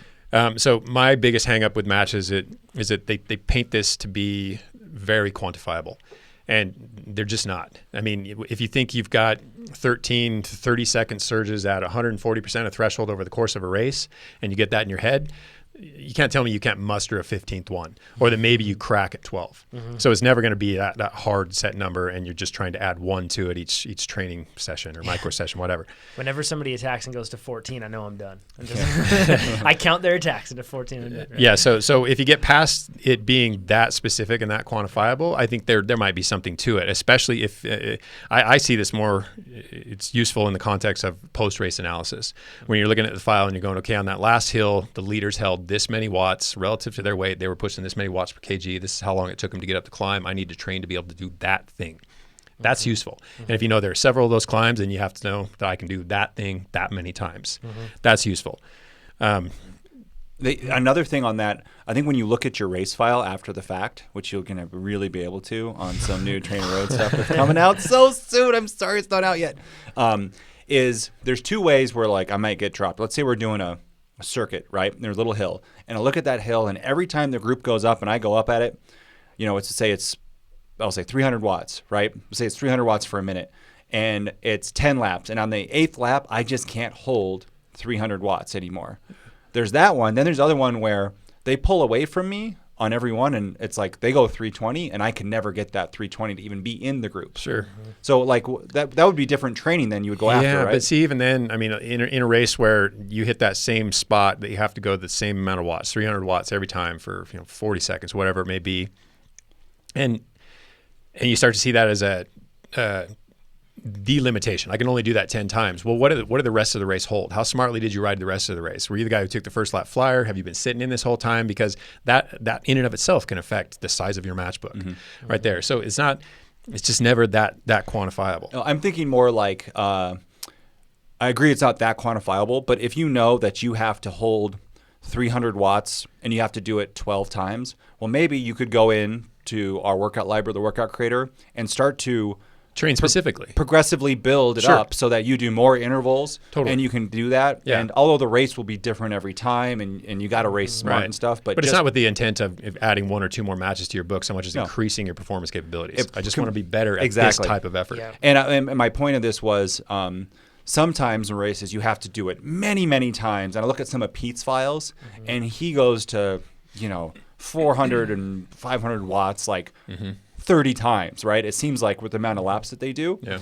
And then there's other race files where really I just need to go to 600 watts 3 times, right? Yeah. And that's I would train differently depending on my A races you can and everything. absolutely use it to shape your training. Yeah. For sure. And that's why I'm talking post-race analysis, I think has the greatest utility in this But case. I wouldn't in the middle of the race say, all my matches are gone. I've only got 2 more matches. I got to make them count. Yeah. So it's interesting. You mentioned that those races by Pete, and in those races, he wasn't aiming to win. He was aiming to support his team. And in many cases, the race that's won, you could say that, maybe you outlasted that one last attack. But more oftentimes than not, I find that the most efficient, especially in the sense of criterium racing, it isn't the racer that necessarily burned as many matches as possible, but the one that was just most judicious with his efforts, was clever, like you said. What are you doing in between those attacks? Absolutely. And this may not tie into the whole matches argument, but you also have to consider Pete's threshold relative to the efforts he's putting out. For him, say he has a 400 watt threshold, doing 600 watt pushes isn't as hard for a guy who has a 300 watt threshold. Oh, yeah. So yeah, exactly. There's another thing. There's a road race here called Boca, and there's this section called the Wall. And you pretty much you come in. There's 2 little kickers before it. But I know, and I've done this in the past, in order for me to be with the lead group, because pretty much if you're in the lead group after the Wall, which is like a 3-minute climb, right? Yeah, 2.5 minute climb. It's about a 3-minute climb, and it's pivotal. It thins the herd. It shows you who's probably going to be there and who's not. I think it's 10% or so. It's a steep guy. But if you are in that group because of drafting, you're pretty much stay in that group. It's hard to get kicked out. Pretty likely. So I've looked at that and said, I've tried to estimate. I haven't done it since Best Bike Split's been out, but how many watts do I need to do for 3 minutes when I'm already partially gassed? Yeah. And that could be another thing that I could look at to try to. Yeah, but you'll have to tie it to a very specific tactic. If you're going to ride it from top to bottom at this rate, this is what I'm going to do. But what if I'm going to leave early, hit the bottom kind of soft, let them catch me, latch onto the back of that, and then surge at the end, sort of thing. So it doesn't. It's still not. Every time perfect. I would sag climb. So sag climbing means if you are a bad climber relative to everybody else, you get to the front of the climb, you're the first one, and then as the climb goes out, you're drifting to the back. So right when you get to the back of the hill, you're still in the group, but you're on the back of the group, and that can save you 10 seconds on a climb. Extremely useful tactic. Yeah. It really is. And like you said, I want to hit this down too, Chad. Like you said, a tactic can throw this completely off. Like a tactical shift in the race from what you anticipate can really change things around.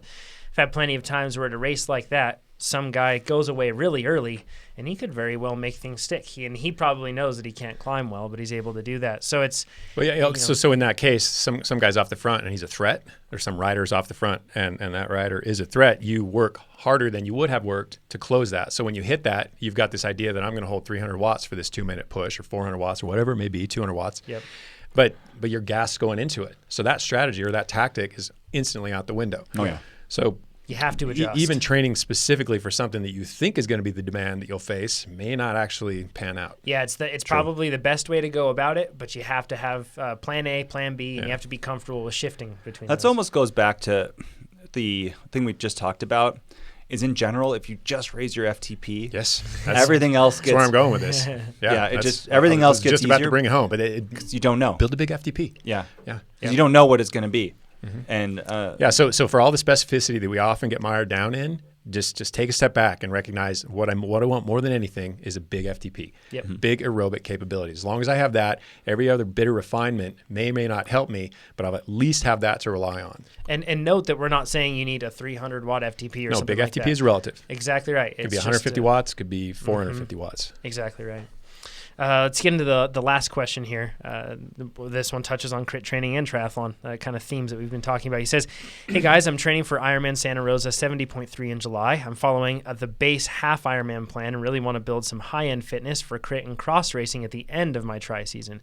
It seems pretty rare that you would see a triathlete that does crits and cross. That's a tough mix. Yeah, you don't usually see that. But I can't think of two better disciplines to work on your bike handling and then comfort with the bike and everything else at crit and cross. Demands are just two ends of a spectrum. Yeah, very different. He says, I'm out of shape and just recently got back into cycling. If I wanted to jump into some crit races prior to the triathlon, what are a few workouts I could sprinkle into my plan?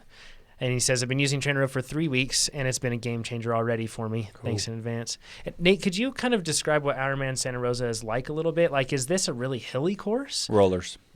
So just rollers, and it can be really, really hot. Okay. And it's going to be bad pavement. Fairly flat, though, kind of like compared to like a road race or like, by chance? I wouldn't call it flat at all. Okay. So it's always got some undulation to it. Yeah, it's I think until when I did it, it was Vineman, but I think the course is pretty much the same. But it's the same kind of, it's where we did Levi's. Yeah.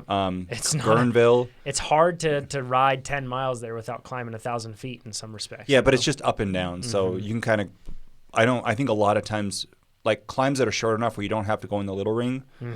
There are some you have to, but when I did it, it was my favorite half of Vineman when it was called that. And now I think it's a little bit different, but still the same kind of roads. Looking at the course, I just pulled it up here. It looks like they do their darndest to keep it flat, but it still rolls a good amount. You got a 2,300 foot climb in 56 miles. So for a flat course, there's still definitely a good amount of climbing in there.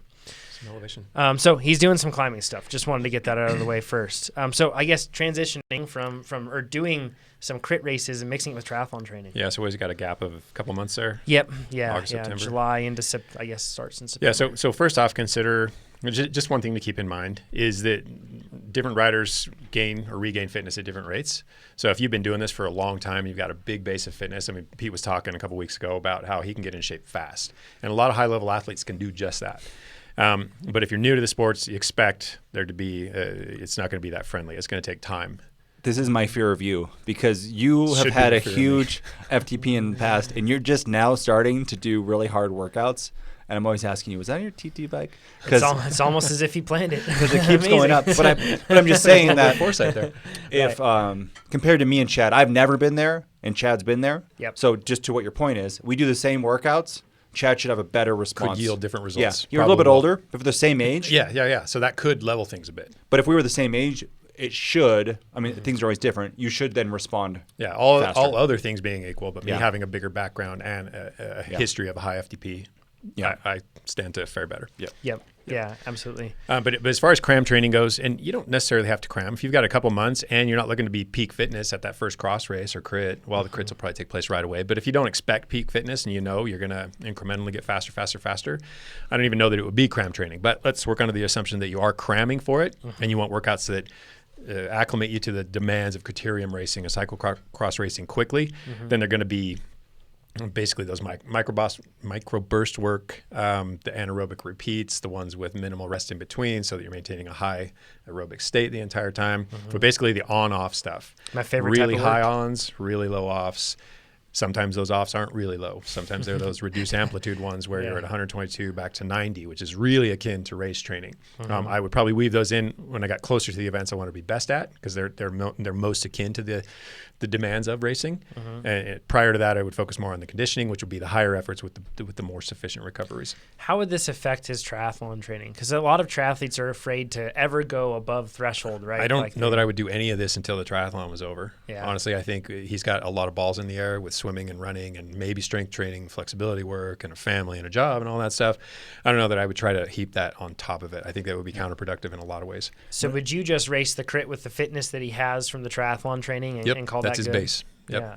Which and like we've talked about with Pete, it's not necessarily a terrible approach, because in most cases people show up to the crit battle with a certain battle in mind or a certain fight in mind, and you can turn that on its head with being a steady. And he doesn't even have to ride competitively. He can just know that he's carrying a lot of base fitness into this, and now he's going to start using the criteriums for training, doing these workouts for training, and incrementally getting better and better, building on a really wide, substantial base. Your criterium is your first microburst anaerobic workout. There you go. Right? Oh, yeah. And if you think of it that way, and you don't have to be the winner. There's no one. You're not going to be. So many. It's very hard unlikely, to win, right? Yeah, if it's a competitive field. Yeah, exactly. So you just try to. It's just training, fun. Totally. Have fun. Yep. Yeah. Throw things out there, see how they work, and have fun with it. I think that more triathletes, but I totally understand the dangers of crits and also the somewhat exclusive vibes that surround road racing at times, and not very comfortable and inviting. Excluding.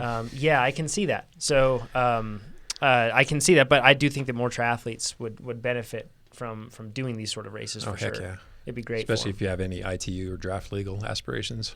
Yeah, very good. Go fast in a pack. Mm-hmm. Yep, absolutely. And cyclocross too, like you said, it was better for your bike handling than anything else. Anything. So, yep. All right, guys. Well, with that, guys and gals, thanks for joining us for the podcast. If you're with us on the live stream on Facebook or YouTube, please stick around. We'll answer some of those questions that you have submitted to us throughout this podcast. Thanks, everybody. You can submit those questions, remember, at trainerroad.com/podcast. And we'll talk to you all not next week, but the week after. So see you then. Thanks, everybody. Bye-bye. Okay. Said goodbye to the camera again. Live stream stuff. Yeah, stay with us, camera people. All right. Hey, fellers. Daniel asks, what are some drills I can do to become more confident as a bike handler on the road, specifically in crits? Pound Team Chad. Oh, let's skip this question. Chad, why don't you answer it since he's Team Chad? We talked about this really recently, so listen to our last podcast. We had a lot of information on that, but most of it revolves around getting comfortable in a pack, not necessarily being able to turn fast or accelerate out of corners or take a flyer. Get used to riding in a group, because you can spend a lot of energy if you're uncomfortable in a group. Totally. You can be bound up the whole time. You can force yourself off the back or off the front because you're afraid of being in that group. You can be stuck in position in that group, so learning to move around in the group, and we talk specifically about that. Mm-hmm. But first and foremost, get comfortable just being in a group. Yeah. Slow drills on safe environments like grass, where you can work on balancing, picking up bottles from the ground. You can try stuff where you have slow races from one point to the next and the last person across the line wins. You can do plenty of different balance drills and that sort of thing. And I think that a lot of the discomfort with handling a bicycle at speed can actually be curbed by just becoming more familiar without speed first. And the object of the bicycle becomes much less scary. You become more familiar with it. You recognize that your limits aren't what they once were, and it can really help. And we've talked a lot about about descending at high speed and how beneficial or helpful it is to sight through the turn and look as far through the turn as you can, so that you don't micromanage the turn and get hung up on what's directly in front of you. That carries to this just as well. Even just a 90-degree turn at 25 miles an hour on a criterium course, if you're sighting through the turn rather than looking right in front of you, hugely helpful. But this ties back to getting you comfortable to riding in a group, because in a group you can't really sight that far ahead. You're mostly looking at a wheel or two in front of you, maybe catching a glimpse of the road every once in a while. But solo drills, learn to sight through a turn. Oh, yeah, 100%. That's probably one of the biggest differences that I see for people riding. With criteriums, for sure. Mm-hmm. Got a great question that's going to divide us. Oh, boy, okay. No, not really divide us. Okay. But Chad has very strong opinions on this. So Luke's asking, it's a long question, but I'm going to paraphrase, or I'm going to jump in. Should I consider riding should I do on the trainer in a TT position? Should I be doing my VO2 max intervals in the TT position or not? Because he says right now he can't even do them in the TT position. Yeah, I do have a strong opinion on it, but it's kind of it's gotten a little more flexible over the years, and actually over the last few weeks, because I've been doing this very thing. When you can, why not? If you can get in that position and create big power and stress the muscles in the same manner in which they're going to be stressed, different intensity for sure, but the same recruitment patterns, the same flexibility challenges, et cetera, why not? But if you get to a point where it's starting to limit the power you can put out because you simply can't draw enough breath, or the position is just a little too restrictive in whatever way, then you're missing the point of the workout. The point of the workout is not to learn to be fast aero. The point of the workout is to build a big engine. We'll apply the aerodynamic aspect later with workouts that are a little more akin to what you'll be doing in your event.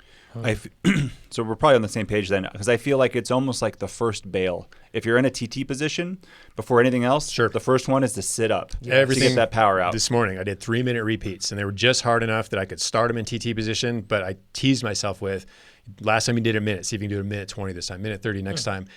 That's awesome. And I wasn't working toward bailing out. I was working towards sitting up, which is a mild form of bailout that kept me hanging in for the rest of the interval. But then you still get more fitness. But it's better than in that situation. I got all the fitness with a little bit of work on my aero position. It would be so it's much, much better to do that rather than to do a 10 or 15 second back pedal and then stay in aero. Agreed. Agreed. Okay. Let's see. Jake asks from YouTube, he says, how does wind impact your ability to make a solo breakaway stick in a race, specifically a crit? Drastically. Is this tougher to do when the winds are high? That's kind of interesting. It can go both ways. Yeah. I've had moves, seen moves, performed them myself, watched them happen in front of me, watched them happen on TV, etc., where the wind actually facilitates the breakaway because nobody else wants to go with it. They don't want to work hard enough to bridge the gap, or they don't want to work hard enough to be in the break in heavy winds, so they let it go. And that can work in their favor. If it's a solo break, it's a little unfortunate. It can still work, though. Yeah. You get a big enough gap, and people are just don't want to work hard enough to come across that windy gap, it can really work in your favor. Alternatively, you got to be strong enough to stick it. You can't get out there in the wind with power that simply won't do the job. How I feel about that too is like a lot of the time if it's windy and I see a breakaway go up the road, I tell myself, if you're willing to make this work or go for this, you have to also be willing to not rest. Because the rest many times it's harder to come by in the wind. Because understand, when you commit to a break, there's no more rest till you're done. Yes. Till the race is over. Yep. Or you get caught. Yep. And in some very rare circumstances, if you do get rest on a windy day, many times that will go away because you may be rotating more, or it's just harder to get a real break, so to speak. Unless you've got some sustained downhill, there's no resting taking place. I actually look at windy days as an opportunity at those days, I'm like, I want to get up the road. Yeah. Because it psychologically affects a lot of people and discourages them, but then also physically it's just tougher for folks. So, I think windy days are fantastic. Doesn't just have to be crosswinds. If you just have a block headwind day, it's just a whole new set of strategies. Absolutely. Let's see. Okay, so Bryce asked, and I said to look something up. Bryce broke his collarbone. Oh. Boo. Mountain biking. And he's wondering what the timeline was for recovery and training. And he was asking for my experience.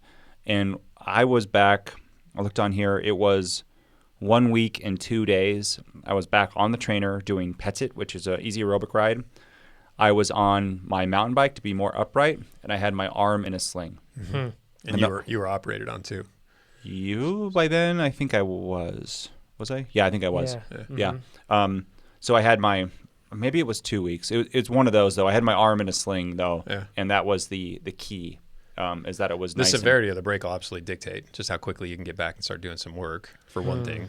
Yeah, I mean, some people have, it's just a clean break, and they don't need surgery. I think surgery would require a little bit. It's initially more time, but then overall, I think you heal faster. Yeah, and almost every case that I've seen with collarbone surgery is a helpful thing in terms of shortening healing time.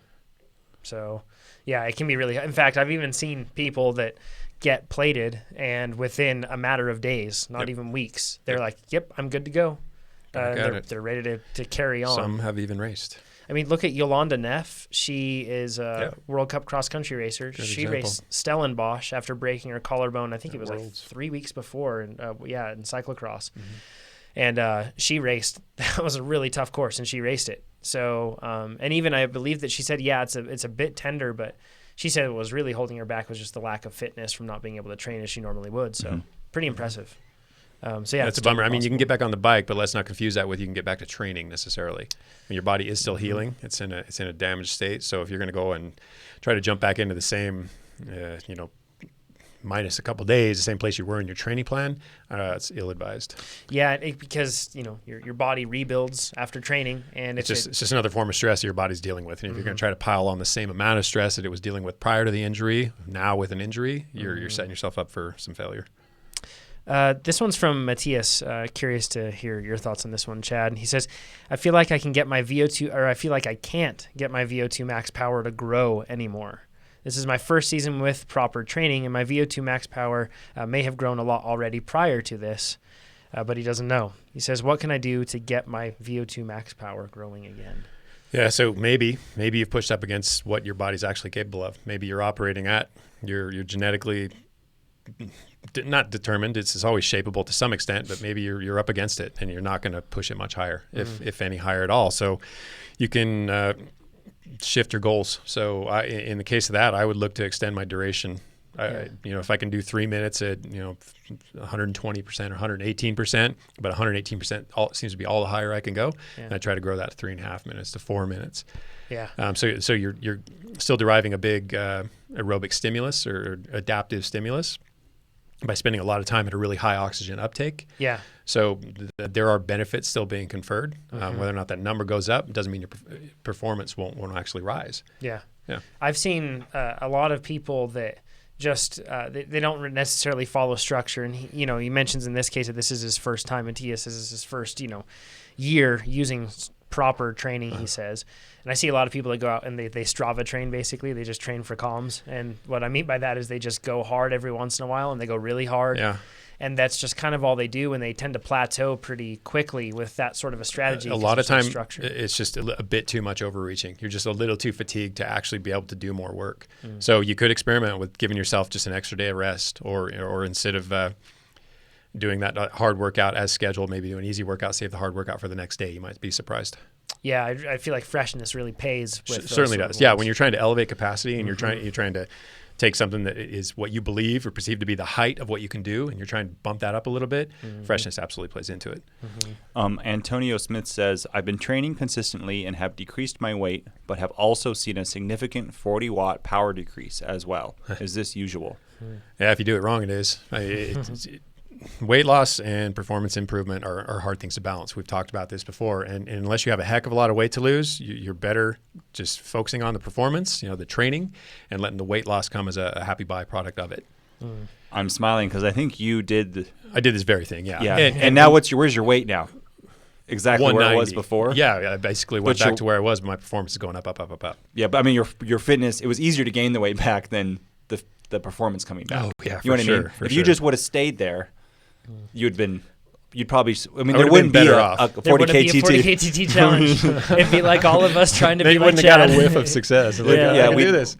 We'd say, Chad, you start 2 minutes after us, 3 minutes after us, and see if you can beat us. But when you starve your body, you're going to lose weight. But a lot of that weight, if you do it the wrong way, the way I did it, and probably the way you did it too, considering the hit you took on your FTP, you sacrifice a lot of muscle. So totally, people hear catabolism and they think it's a bad thing. Well, everything we break down is catabolic, whether it's fat, carbohydrate, or protein. But you put yourself in a state where you don't have that carbohydrate, you're working too hard to access the fat, or for the fat to carry the entire load. Your muscle uses protein, or your body uses muscle protein, and that's absolutely not desirable. Yeah. Conversely, kind of how you've done it is you've just continue to train, but you've eaten really well, and the weight's come down as you've done that. It hasn't been your priority, weight loss hasn't. Well, see, I went all at once early, and that worked well, but my power didn't really do anything. Yeah. And then I started to eat well, and then I got skinnier than you guys. I got less percent body fat, and I didn't even try. It wasn't my goal, right? It just happened, and it was a lot easier. Yeah, and you were getting faster, though, as my point. And faster was the biggest point. Weight loss was happening, but you were getting faster. 5 minutes, Chad? Would you like to do a DEXA today? You were supporting the training, and you were doing the training. Yeah. Oh, boy. Brad says, when is the best time to roll your muscles? Recovery day, post-workout. I found that if I roll my legs the night before a workout, that my legs are pretty sore the next day during the workout. Yeah, a lot of that depends on how aggressively you roll them. Yeah. You can be pretty damaging with a foam roller. I mean, it is foam, or you get one of those harder rollers. You can do quite a bit of muscle microtrauma. Not desirable heading into a hard workout, or really any workout for that matter. So first, maybe don't overly. In the case of being sore for the next workout, you probably rolled too hard. So you can still get away with rolling, just tone it down a bit. Yeah. And then I don't think there's really any bad or good time. Post-workout's good, recovery day's good, or fine. You recommended a book to me, Becoming a Supple Leopard by Kelly Starrett. Kelly Starrett. He's a very valuable resource on the matter. Yeah, I've been reading through it, and something that I feel like is important that he makes a remark on is that he says that when you roll and you find those pain spots and where you have adhesions or anything else, anything bundled up like that, he says it will hurt a lot. But he said that the goal is for that not to hurt. Just reduce the level of pain. You're not necessarily going to make it go away. Certainly not in one session if it's severe, but you can make it lessen. Yeah, and he said, and something that I think a lot of people get confused is they think like foam rolling. I need to just destroy my legs every time and destroy my muscles. Doesn't have to be abusive. Probably shouldn't be. Yeah, in fact, he even says if you're just rolling without a very specific task of seeking different positions and then remedying those and then moving on to the next in one session, he says, then you're doing it wrong. So it's not just mashing your muscle every time. You really want to be strategic about it. That smashing, as he puts it, smashing and flossing actually has a place for sure. But I think taking tired legs after a hard workout and then grinding a roller over them and then getting back on to do another workout the next day, it just doesn't sound proper. Hey, you can foam roll strategically and do so carefully and everything else, but you just don't want to overdo it. I've never like rolled and then been more sore. So that's some crazy rolling. No, I have. Yeah, I have. Yeah. And it was me when I first started out, I was like, this has got to hurt. So I'm just like grinding into my thigh, just trying to really roll the thing out. The next day, extremely sore. And it wasn't just like the, type of soreness. It was bad soreness. So There's a question for Chad from Christopher. Do you feel that Marathon XC plans is enough for Leadville? Do you plan to make a longer plan? No, I don't plan to make a longer plan. I do think that is arguably the best plan that we have in a run up to Leadville. And we've talked many times on how you don't have to do extremely long rides to be conditioned for an extremely long ride. Once you put 9-hour trainer workouts in there. Yeah, nobody wants that. Nobody wants that. Put this wet scarf over your mouth. Yeah, exactly. Yeah, so the conditioning necessary to go long at Leadville is you can derive it from something as short as a 9 to 12 hour whatever a week plan, like the XCM plan. Kenny asks, Nate, what are some good, healthy go-to lunch meals lately? We probably all talk about ours. Yeah. You guys see, I do sweet potatoes all the time. All the time. I do sweet potatoes with beans in it and salsa on it or hot sauce, and then I have like a bag salad. I do less dressing. I add carrots, do maybe garbanzo beans in that. I do whole wheat bagels with like 2 slices of turkey in them. Another thing I've done recently is you find a Thai restaurant that also serves brown rice. They do a Thai basil fried rice. So it's brown rice that's fried with a bunch of veggies in it. Then you make it spicy. Yummy. I like that a lot. And you put an egg in it. That's a really good one. That would be good. I do a lot of Qdoba burritos because they have whole wheat tortillas, black beans, brown rice, steak, so on that veggies. Note, beans and rice is a huge component of my diet right now. It's always a big salad. I mean, just tons of lettuce. I don't often put a whole lot of extra vegetables on top of it, maybe some sliced red pepper or some onions, chives, something like that. And then a boatload of olive oil and cracked sea salt. Yeah, if I can't have a lot of dressing, I don't want to live. So yeah. What kind of lettuce? The darker greens. So I'm not a big fan of kale, especially if you don't cook it. There's issues with that I'm not sure are ones I want to discuss because I don't know how valid they are. But the darker lettuces, the lighter lettuces just don't have a ton of flavor. I mean, they're great in terms of fiber and a bit of micronutrients, but there's a whole lot of there's not a whole lot of flavor in those. The other thing, we got a blender here, and I've done a green smoothie. So I can, maybe not for lunch, but during the day, I've been doing blueberries, tart cherry juice, and spinach. You just load that thing up and blend it up, and you can drink a salad and a whole bunch of it tastes really good. Yeah, I'm not the biggest fan of drinking my calories. I think that's just it's too much of a gastric onslaught on your muscle to receive that much caloric content in one serving. It doesn't come at I can eat more than that. A more time release rate. You can. I'm not saying Nate can eat a lot. Should, but that's your deal. In fruits and vegetables, largely. I mean, the more performance-oriented I become, I trend away from sugar and alcohol and more towards fruits and vegetables. And everything else just kind of handles itself. Yeah, body fat too. Yeah. Muscle. Yeah. It just. What about you, Jonathan? I mean, I don't eat anything. I don't think I eat poorly, but I don't eat to the level that you do, perhaps. So, I mean, usually on a lunch, either depending on the day. I really eat to fuel my training. So if I have training, something like you mentioned at Qdoba, like I'll go and get a bowl there, something else like that, and I'll ask them for extra rice, and then I'll get something like that, and that's fantastic. I usually have a salad at night, and that salad actually resembles a lot of what Chad said. I usually just have some meat, whether it's steak or something else chopped up and thrown in there too, but it's usually salad heavy. Something that I've found that this isn't like right before my races, but I actually had this a long time ago. This is a breakfast thing at the Scratch Labs truck at Otter. Actually, it was like 3 years ago. But one of the things that they usually serve when they're at events like that is they have rice, and it's just tasty rice seasoned with a bit of salt and pepper, and then they have like an egg, and you get to choose how you want the egg on there, scrambled, whatever else, fried, anything else. And it's a nice, like, this isn't something that I have just before I ride or anything else like that, but on days where I know I'm going to train and I'm going to train midday or something, and I have that at 6 a.m., I always feel like I'm very topped off, and I like it. On that note, pre-ride, pre-big ride, I don't know if I would do this pre-race. That's a little sketchy. May work out though, because it's kind of worked so far with the long rides. Irish oatmeal pancakes, and I have them literally 1 hour prior to the ride, and everything has gone spot on, super well. Nice. I've started to do Ezekiel cinnamon raisin bread with honey on it. Yep. Immediately before. So like that's if I'm feeling low, sometimes you get into a workout and you're like, oh, this is gonna be hard. Yeah. I've done that on the warm up, during the warm up. It's not the easiest thing, trying to breathe and get down some dry toast. But more honey then. So it's what water's for. Yeah, sure. Chad's trainer just crumbs and sweat. It's everywhere. just a limited amount of time. It's not because I necessarily choose to do that. It's just I have the bread, I'm getting on the bike. Otherwise, I'd like to do it just prior, off the bike, then hop on the bike and go for it. I kind of do it like 5 minutes before, like maybe right before I put my chamois That's on. what I'd like to do. It just hasn't panned out. Yeah. All right. Yeah, I guess that's it. Thanks, everybody, for joining us. We didn't get to all the questions. We apologize, but we get to as many as we can. Remember, we're not going to be live next week, but the following week thereafter we will. So we can join us again. That'll be Thursday at 8 a.m. Wait, dudes, next week, it's a TT. Yes, there is a TT. You two guys are racing each other. I'm gone. gone. You're racing each other. Probably get out on that TT bike then. Yeah. On Tuesday, everyone. Yeah. Tuesday. Follow night. Jonathan Lee Showdown and Chad Timmerman on Strava. You'll get to see the results. where we stack up. And this is a short TT, and there's a hill in it. So honestly, Jonathan should be doing a little better than Chad, like relative. We'll see. I mean, just relative. You could still win. It's an interesting course because it's windy usually in that region. Yeah, it's a.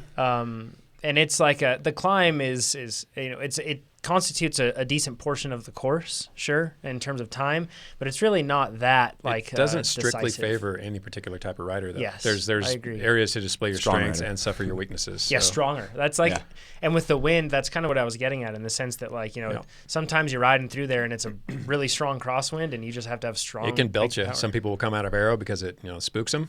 Yeah. But we'll see. Considering how you've been riding, my money's on Chad. Sorry, Jonathan. Oh, yeah. This one. Nate's team Chad. Well, between you two, yes. But I won't be there. Yeah. And I also think this will be really interesting to see what power you guys put out. Yeah. Because maybe the power you put out for this one might be the power you put out for an hour. Because this one will be 18-ish minutes. Considering 18-ish how far minutes. we are out, Yeah. That's realistic. Yeah, it'll It's be kind of cool. Just I mean, I think I've only broken in 20 minutes once, so this will be an interesting You'll time be to faster. see. He'll be a lot faster. So Race day. it'll be good to see. Actually, and I guess when we come back the next week, we'll be live, but I think we'll have to have a different format because you'll be gone again. Or no, you'll be back I'll be in here. time. Cool. Okay, Yeah. good to hear. All right. Well, thanks everybody. We'll chat with you all soon. Thanks, everybody. Bye-bye.